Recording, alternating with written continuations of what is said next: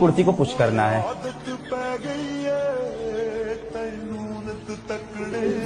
रुको जरा। नहीं हिली। ठीक है, बताओ क्यों नहीं हिल रही है?